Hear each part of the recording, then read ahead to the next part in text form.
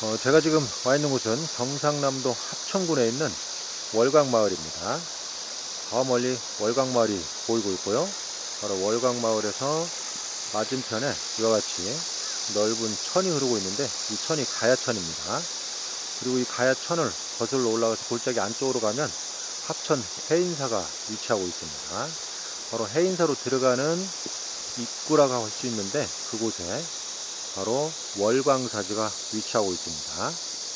최근에 사찰이 새롭게 불사가 이루어지면서 지금은 작은 규모의 법당이 있는데요.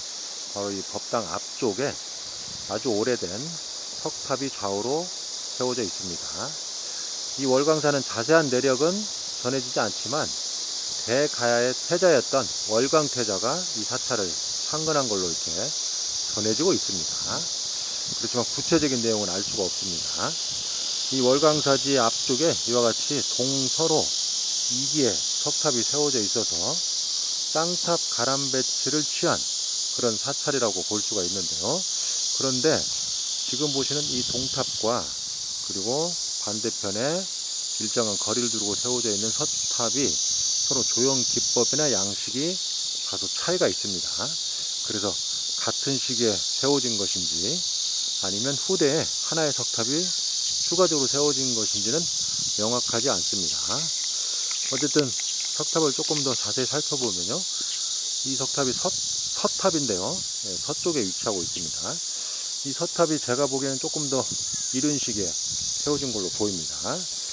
보시면 기단부의 상대 갑석이랄지 또는 상층 기단의 연석 대임이랄지, 그리고 상층 기단에 우주와 탱주를 배치한 기법, 그리고 상대 갑석을 치석한 기법이랄지, 그리고 상대 갑석 상면에 이와 같이 각형 2단으로 탑신 개임을 마련한 기법, 전반적으로 통신라 초기의 석탑 양식을 보이고 있습니다.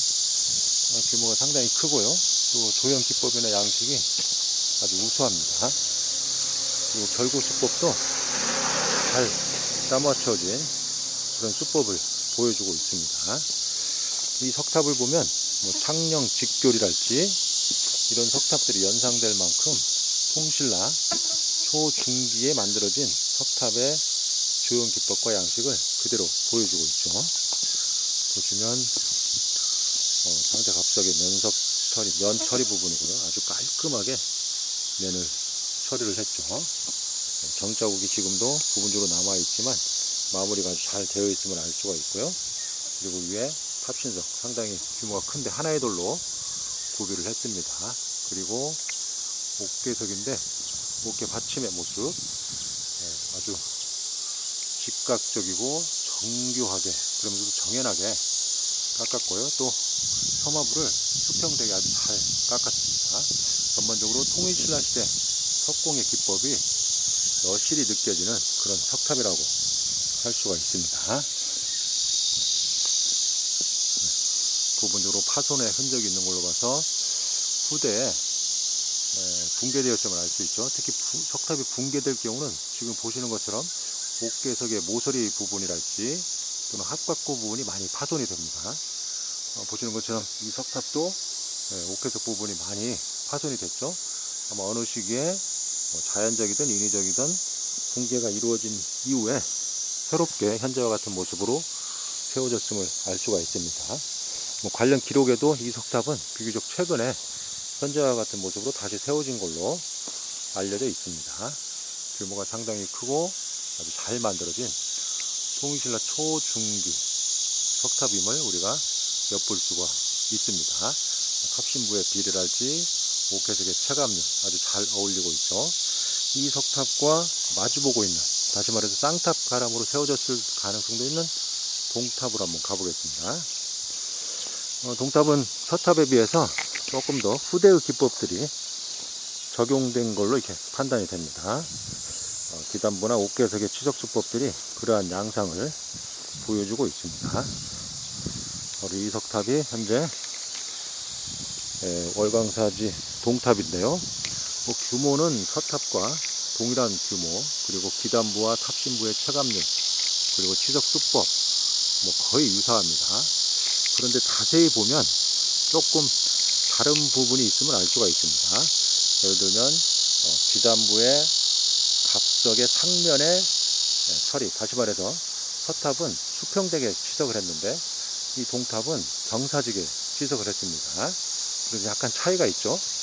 아마 같은 시기에 같은 장인에 의해서 설계가 시공이 됐다면 아마 이런 차이점은 없을 텐데, 보시는 것처럼 이와 같이 상대 갑석의 상면이 경사지게 치석이 됐죠. 그렇지만 전체적인 치석 수법은 아주 정교합니다.